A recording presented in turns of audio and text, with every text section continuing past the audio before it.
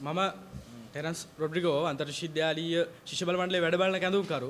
එතකොට මේ විදිහට ඒකාබද්ධ මාධ්‍ය හමුවක් කැඳවන්න හේතුනේ මූලිකව මතක් කරන්න ඕනි මේ වෙලාවේ නිශ්චිතවම රනිල් රාජපක්ෂලා අරගෙන ගිය ඒ මර්ධන වැඩපිළිවෙල පරාද වෙලා තියෙනවා. ඒ නිශ්චිතවම රනිල් සහ යතුළු වැඩපිළිවෙල මර්ධනකාරී වැඩපිළිවෙල නිශ්චිත පරාද වෙලා තියෙන කාරණාව මේ වෙලාවේ මූලිකව මතු කරන්න කැමතියි. මොකද ත්‍රස්තවාදයේ වැළැක්වීමේ පනත ගෙනල්ලා වසන්ත සහෝදරයව ඒ වගේම සිරිදම් මහාමුදුරුවන්ව හෂාන් සහෝදරයව සිරගත කරලා තිබ්බා. හෂාන් සහෝදරයව දින 50ක් සිරගත කරලා කිසිම සාක්ෂියක් කාරණාවක් නැතුව නිදහස් කරා. දැන් මේ වෙනකොට සිරිදම් මහාමුදුරුවොත් අද දවසට අදාළව උසාවියට ඉදිරිපත් කරලා මේ වෙනකොට කිසිම සාක්ෂියක් හෝ කාරණාවක් නැතුව නිදහස් කරලා තියෙනවා.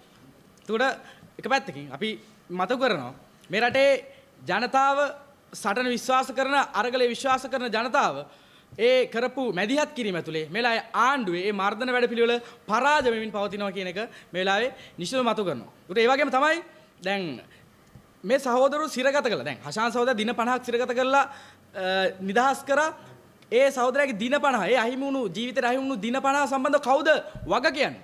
ඒතර මේ නිශ්චිතවම මේ ආණ්ඩු වග කිය යුතුයි. මේ වැඩපිළිවෙල ඇතුලේ පිටිපස්සේ ඉන්න මිනිස්සු වග කිය යුතුයි කියලා මේ වෙලාවේ නිශ්චිතව මතු කරනවා. ඒ වගේම තමයි සිරිදම් මහාමුදුරුවෝ දින 89ක් තිස්සේ රඳවා තබා ගැනීමේ නියෝගය ඇතුලේ රඳවා තබාගෙන ඉඳලා මේ වෙනකොට රිමාන්ඩ් කරලා තියෙනවා. දැන් රිමාන්ඩ් බන්ධනාගාරයෙන් අද දවසේ වෙනකොට නිදහස් කරලා තියෙනවා.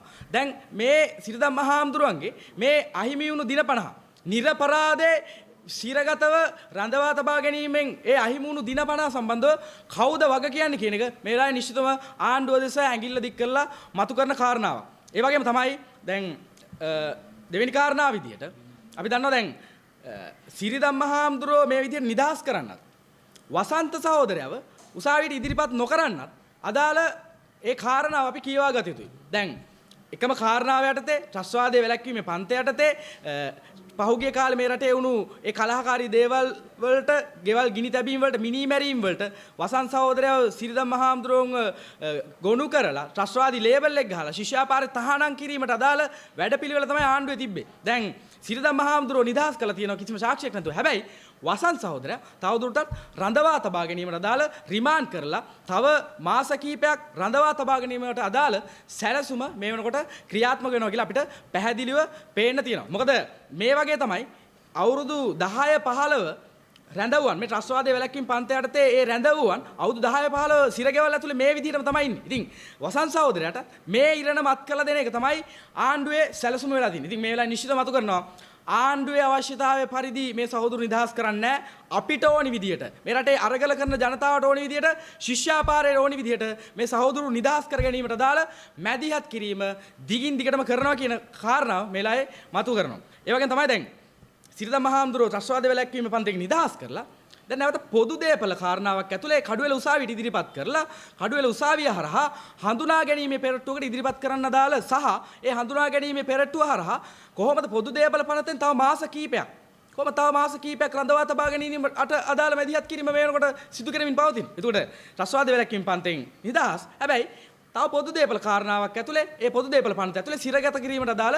ඒ කුමන්ත්‍රණය සිද්ධ වෙනවා. ඒකට වසන්ත සහෝදරයව ත්‍රස්තවාදයේ වැළැක්වීම පන්ත යටතේ රිමාන්ඩ් බන්ධනාගාරයේ තවදුරටත් රඳවා ගැනීමට අදාළව ඒ වගේම සිරිදම් මහාමුදුරුවෝ පොදු දේපල පන්ත ඇතුලේ තවදුරටත් රඳවා ගැනීමට අදාළ ඒ මැදිහත් කිරීම ඒ ආණ්ඩුවේ ඒ කුමන්ත්‍රණකාරී සැලසුම මේ වෙනකොට ක්‍රියාත්මක වෙමින් පවතිනවා. ඒ වගේම තමයි දැන් අපි දන්නවා දැන් මේ ත්‍රස්තවාදයේ වැළැක්වීම පන්ත දැන් මේක අපිට ප්‍රායෝගිකව මේ වෙලාවේ පේන්න තියෙන කාරණාව තමයි මේක පාවිච්චි කරන්නේ මේ රටේ තමන්ගේ අයිතීන් වෙනුවෙන් මේ රටේ ජනතාවගේ අයිතීන් වෙනුවෙන් අරගල කරන ඒ පොදු හැඟීමෙන් ඒ සාමූහික හැඟීමෙන් තමන්ගේ අයිතීන් වෙනුවෙන් අරගල කරන ජනතාව මර්ධනය කරන තමයි ත්‍රස්තවාදයේ වැළැක්වීමේ පාවිච්චි කරන්න කියන එක නිශ්චිතව මේ වෙලාවේ පැහැදිලිව මතුවෙන කාරණාවක්. ඒකට ඒ නිසා අපි දන්නවා දැන් ශිෂ්ට සම්පන්න සමාජයක් ඇතුලේ මේ ත්‍රස්තවාදයේ වැළැක්වීමේ පන්ත කියලා කියන ප්‍රතික්ෂේප වෙච්ච කාරණා මුළු ජාත්‍යන්තරයේ වශයෙන් ගත්තා ත්‍රස්තවාදයේ වැළැක්වීම පන්ත කියලා කියන මේ මිනිස් සමාජයට අවශ්‍ය නොවන ජාතියේ පනතක්. හැබැයි රනිල් වික්‍රමසිංහ ඇතුළු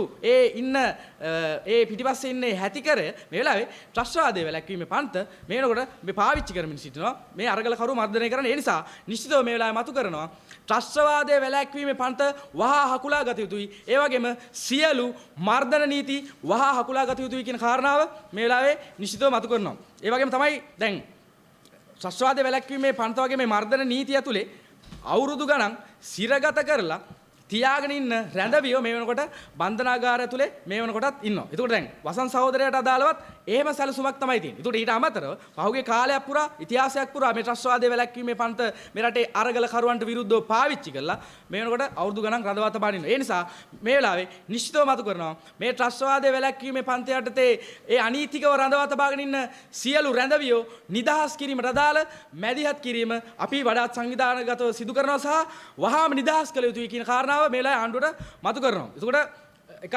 අපි දන්නවා මේ රටේ අරගල කරන ජනතාව තමන්ගේ අයිතීන් වෙනුවෙන් සටන් කරන ජනතාව ඉදිරියේදී තමන්ගේ අයිතීන් වෙනුවෙන් සටන් වැදීමට නියමිතයි. ඒ වගේම අපි දැක්ක දැන් රනිල් වික්‍රමසිංහ එක පැත්තෙන් කියලා තිබ්බා දැන් මේ රටේ අරගලයක් තව අරගලයක් ඉදිරියට පහුගිය ජූලි 9 වෙනිදා වගේ තත්ත්වයක් ඉදිරියට එන්න නියමිතයි. හැබැයි ඒකට අදාළව ඒව මර්ධනය කරන්න තමන්ගේ අයිතිය වෙනුවෙන් සටන් කරන බලවේග ශිෂ්‍යාපාරය එතන එහාට ගිහිල්ලා ඒ සියලු සටන්කාමී බලවේග වෘත්තීය සමිති බලවේග වැඩ කරන ජනතාව තමන්ගේ අයිතිය වෙනුවෙන් සටන් වදින ගොවියෝ දීවරයෝ කම්කරුවෝ මේ සියලු දෙනා මර්ධනය කිරීමට අදාළ සැලසුම ක්‍රියාත්මක වෙනවා. ඒ නිසා අපි මේ රටේ ප්‍රජාතන්ත්‍රවාදය අගයන ජාත්‍යන්තර ප්‍රජාතන්ත්‍රවාදය අගයන මානවිකම් අගයන මේ සියලු බලවේගවලට අපි මතු කරන කාරණාව තමයි අපි ඉදිරියේදී එන මේ ආණ්ඩුවේ සැලසුමට මේ මර්ධනකාරී වැඩපිළිවෙල ඒ වගේම මේ මිනිස්සුන්ට තමන්ගේ එදා වේලවත් හොයාගන්න බැරි මේ ආර්ථික වැඩපිළිවෙල මේවා එක පෙළට තියලා පරාජය කරන්න අදාළ මැදිහත් කිරීම වඩාත් සාමූහිකව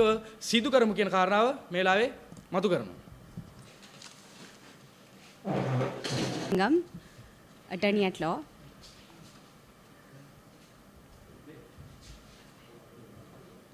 I'm Swastika Arulingam, attorney at law. I want to start off by echoing what Comrade Terence said about the arrests of the 3 boys or students from the Inter-University Students' Federation. Hashan was released after 50 days, all charges dropped after being arrested under the PTA. And Comrade Terence asked, who is responsible for those 50 days that boy spent in solitary, dark, isolated cells? Similarly, today Siri Dhamma has been granted bail under the PTA, and hopefully in a few days' time he will also be released. Now, who is responsible for the 90 days or more he had spent in solitary, dark, isolated cells, charged under the Prevention of Terrorism Act, called as a terrorist? Who is responsible for that? And our very own Vasantha Mudalige continues to spend time in prison being called a terrorist. And why is he a terrorist? Because he being such a young person, such a young youth, he gave leadership to the Aragaliya, which did the unthinkable, which got rid of an invincible executive president, chased him out of this country, and Vasantha Mudalige gave leadership. And for that, today, he is being called a terrorist. Now, this is not something new. Thousands of Tamil youth and thousands of Muslim youth also have been called terrorists when they have done nothing. And this is the nature of the Prevention of Terrorism Act, which several of us have been speaking for decades about. The Prevention of Terrorism Act is rightfully called a notorious and extraordinary law, where once you go under the PTA, even lawyers don't know what to do with you. Even we don't know. When we represent our clients, even we don't know when the client is going to come out, when the charges are going to be framed, when they are going to be given bail, or when they will be given bail at all, or whether our clients are going to spend decades in prison. Even we don't know that. And that's why it's rightfully called a legal black hole when someone is charged under the Prevention of Terrorism Act. The rationale used for using PTA by repressive governments like the Sri Lankan governments is that terrorism is an extraordinary situation, therefore you need extraordinary laws. But to date, consecutive governments have failed to explain how our judiciary, particularly the magistrates, whom I know for a fact opened the magistrates' court very late in the night to remand or bail out suspects. How our judiciary has failed to meet the challenges of extraordinary situations like, for instance, bomb attack.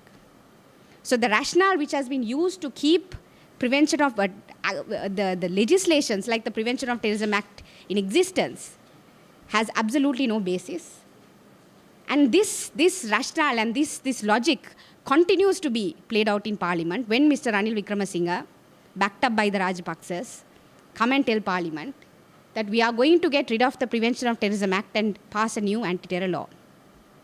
So, my friends, I just want to remind you that the Prevention of Terrorism Act is only part of the story. We are also going to be faced with a new counter-terror legislation which is going to be equally or worse than the Prevention of Terrorism Act, and which will continue to haunt our country for the next several decades. So while we ask for the repeal of the PTA, we also have to take a strong stance against counter-terror legislation, because counter-terrorism has always, without an exception, been used in this country to suppress rightful and democratic dissent which has arisen against repressive governments. So I call for the release of Wasantha Mudalige and Siridhamma Hamaduru, all charges dropped. I call for the release of innocent people like Wasantha Mudalige and Siridhamma Hamaduru, and I call upon the government to stop calling them terrorists. I call upon the government to release all persons who have been charged under the Prevention of Terrorism Act, and if they have in fact committed something, to charge them under normal law. What is preventing the government from charging them under normal penal law? I cannot understand the rationale. And also, finally, I want to tell the Ranil Rajapaksa government, he made a very interesting statement in Parliament that he will not allow a new Aragalaya to come about. I just want to say that the people of this country did not ask the Rajapaksas to start the first Aragalaya. And given that the Ranil Rajapaksa budget has not addressed any of the economic concerns of the people, has not addressed the hunger and the starvation which our people are facing, and next Aragalaya is coming, and no one is going to be sitting and asking Mr. Ranil Wickremesinghe for his permission, whether he brings the military or not. The next Aragalaya is coming.